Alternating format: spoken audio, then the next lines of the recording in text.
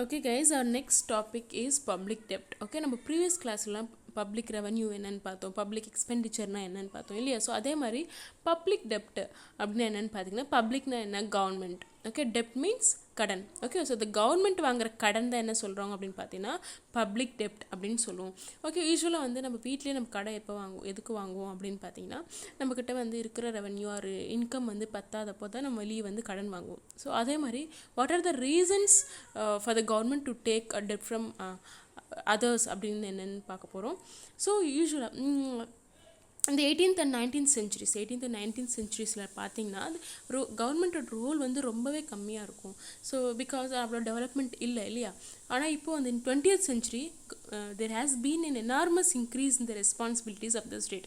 Okay, ஒரு state government responsibility வந்து ரொம்ப ஹியூஜாக இருக்குது, எனார்மஸாக இருக்குது. So in order to satisfy the needs, ஒரு இத்தனை கோடி மக்களோட நீட்ஸை சாட்டிஸ்ஃபை பண்ணணும்னா என்ன ஆகணும், அப்வியஸாக வந்து கடன் வாங்கி தான் ஆகணும் இல்லையா. அவங்கக்கிட்ட சோர்சஸ் ஆஃப் ரெவன்யூ கம்மியாக இருக்கிறப்போ governments R force to take dept from the other countries R from the others. Okay, so the amount of borrowing is huge in underdeveloped countries அப்படின்னு சொல்கிறாங்க. ஸோ இந்த டெப்ட் பிரச்சனையே, இந்த கடன் பிரச்சனையே ஒரு டெவலப்டு கண்ட்ரீஸ், அண்டர் டெவலப்டு கண்ட்ரீஸில் வந்து ரொம்பவே அதிகமாக இருக்குது அப்படின்னு சொல்கிறாங்க. ஸோ அதோட டெப்ட் பேர்டன் வந்து ஒரு பெரிய ப்ராப்ளமாக இருக்குது நிறையா கண்ட்ரீஸில். இந்த டெப்ட் ட்ராப்பில் விழுந்துடுறாங்க அப்படின்னு சொல்கிறாங்க. So this is about public டெப்ட். ஓகே, ஸோ இந்த பப்ளிக் டெப்ட்லேயே வந்து 2 types இருக்குது, internal public debt and external public debt. Okay, so an internal public debt is a loan taken by the government from the citizens or from the different institutions within the country. Okay, government எப்பெல்லாம் வந்து அவங்க ஸ்டேட்குள்ளே இருக்க மக்கள்கிட்டயோ இல்லை ஒரு institutions இல்லை ஒரு கன்சர்ன்ஸ்கிட்டயோ வந்து கடன் வாங்கினாங்கன்னா அதுதான் என்ன சொல்கிறாங்கன்னு பார்த்தீங்கன்னா இன்டர்னல் பப்ளிக் டெப்ட் அப்படின்னு சொல்கிறாங்க. ஓகேவா. Like an internal public debt only involves transfer of wealth மட்டும்தான் இன்க்ளூட் ஆகிருக்கும் இன்டர்னல் பப்ளிக் டெப்டில். ஸோ இந்த இன்டர்னல் பப்ளிக் டெப்டோட மெயின் சோர்ஸஸ் என்ன அப்படின்னு பார்த்தீங்கன்னா, ஃபர்ஸ்ட் ஒன் வந்து individuals. So individuals who purchase government bonds or securities. So யூஸ்வலாக வந்து நீங்கள் வந்து காமர்ஸில் படிச்சிருப்பீங்க, ஷேர்ஸ் வந்து பை பண்ணுறது. ஸோ ஒரு ப்ரைவேட் ஷேர்ஸ் வாங்குறத விட ஒரு கவர்மெண்ட் ஷேர் வாங்குறது ரொம்பவே பெட்டர் இல்லையா. ஸோ எப்போல்லாம் வந்து ஒரு இண்டிவிஜுவல் வந்து ஒரு கவர்மெண்ட்டோட ஷேரோ இல்லை பாண்டோ வந்து வாங்குறாங்களோ என்ன ஆகும், கவர்மெண்ட்டுக்கு வந்து ஒரு இன்கம் வந்து ஆட் ஆகும். So in this way government are selling their bonds and shares in order to get money. Okay, and அது that is one source of public டெப்ட். Okay, and coming to the next one, banks. Both private and public buy the bonds from the government. So the private bank இருந்தாலும் public bank இருந்தாலும் they are buying shares or bonds from the government. So that is the second source. Okay, and coming to the next one, non-financial institutions like UTI, LIC, GIC etc. also buy the government funds. Okay, the non-financial institutions என்ன நம்ம already non-financial institutions பற்றி படிச்சிருக்கோம். So இந்த UTI, LIC, GIC also வந்து என்ன பண்ணுறாங்கன்னு பார்த்தீங்கன்னா government கிட்டேருந்து வாங்குறாங்க. So this is one type of source. And coming to the last one, central bank can lend the government in the form of money supply. Okay, so இந்த மாதிரி ஒரு state, ஒரு பர்டிகுலர் ஸ்டேட் வந்து ரொம்ப கஷ்டத்தில் like கடனில் இருக்குது, ரொம்ப வந்து ஃபினான்ஷியலாக ரொம்ப வந்து தேவைப்படுது அந்த பர்டிகுலர் ஸ்டேட் கவர்மெண்ட்டுக்கு அப்படின்னா பார்த்தீங்கன்னா அந்த டைம் வந்து சென்ட்ரல் கவர்மெண்ட் வந்து ஹெல்ப் பண்ணுவாங்க. So the central bank can also issue money to the meet the expenditures of the government. Okay, so that is the point. So these are all the main sources of internal debt. Okay, and coming to the external public debt. So external என்ன, outside our country. So whenever we borrow from international organizations or any from foreign countries, that is called as external public debt. So main source of public debt என்னன்னு பார்த்தீங்கன்னா IMF, World Bank, IDA and IDBA etc. So these are all the main sources of external public debt. Okay, so loan from other countries and other governments. So whenever we take loans from other countries and governments, that is called as external public debt.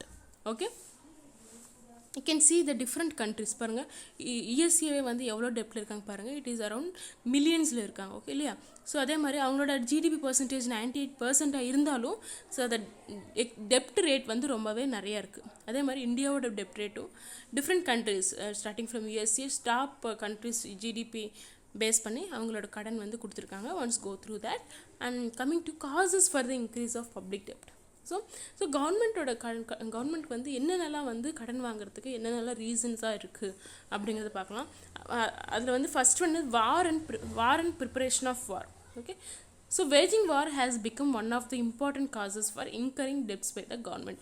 So waging war in the sense வந்து இப்போ வந்து neighbouring கண்ட்ரீஸ்க்கு வந்து, so இந்தியாவோட neighbouring country என்ன, Pakistan and China.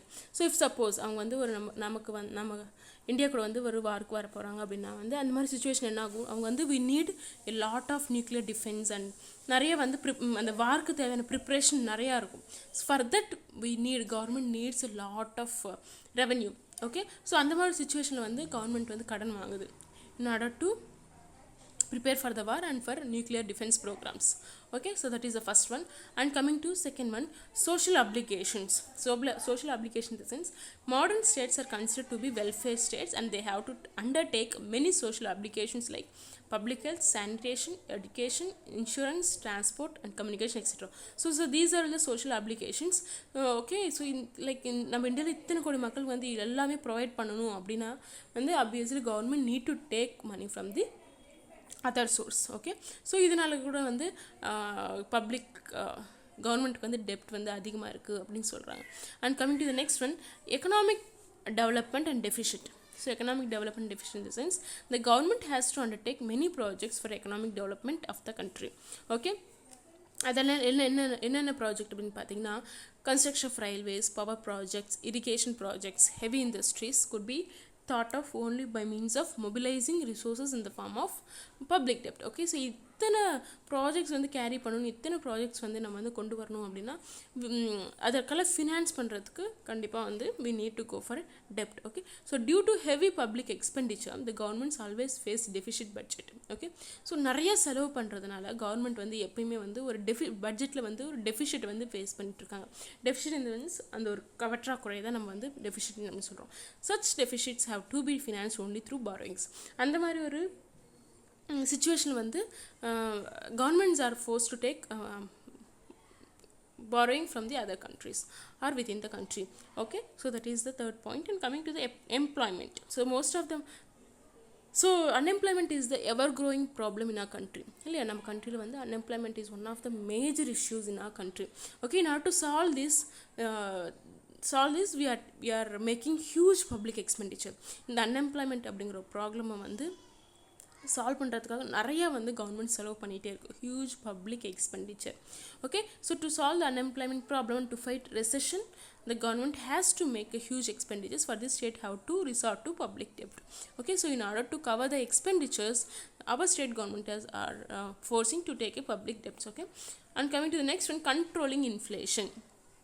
So the government can withdraw excess money from circulation by raising public debt and thus prevent prices from raising. Okay, so inflation என்ன, increase in prices, money supply நிறையா இருக்கும், prices வந்து அதிகமாக இருக்கும். இந்த மாதிரி டைமில் வந்து பப்ளிக் டெப்ட் வந்து இன்க்ரீஸ் பண்ணால் தான் வந்து நம்மளோட பொருட்களோட விலைகள் வந்து கொஞ்சம் கம்மி பண்ணுறதுக்கும் அந்த சர்க்குலேஷன் ஆஃப் மணி கம்மி பண்ணுறதுக்கும் ஈஸியாக இருக்கும் அப்படின்னு சொல்கிறாங்க. ஸோ இன்ஃப்ளேஷன் வந்து கண்ட்ரோல் பண்ணுறதுக்காக government is taking debts. And coming to the next one, fighting depression.